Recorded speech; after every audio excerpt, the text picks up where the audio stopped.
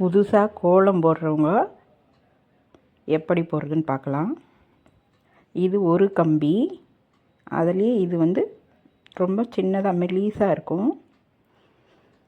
இது பேர் ஒரு கம்பி. அதுலேயே இது கொஞ்சம் பட்டையாக இருக்கும். ஒரு கம்பியிலே பட்டை, அதே ஒரு கம்பி இப்போ பட்டையாக வருது பாருங்கள். இப்போது இதிலையே 2 கம்பி பார்க்கலாம். 2 கம்பி புதுசாக போடுறவங்க இது எப்படி போடணுன்னு பார்த்து கற்றுக்குங்க. இது 2 கம்பி. இந்த 2 கம்பிலே இப்போ வளைவாக போடலாம்.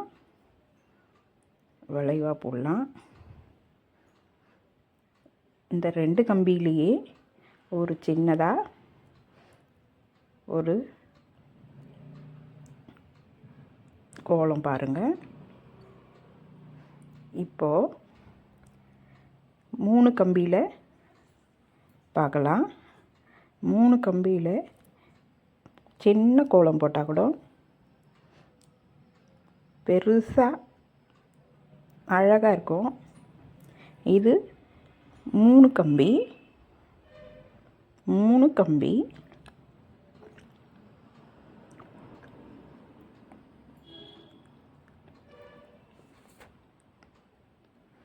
இப்போ ஒரு வளைவு பார்க்கலாம். இப்போ ஒரு கோலம் பார்க்கலாம்.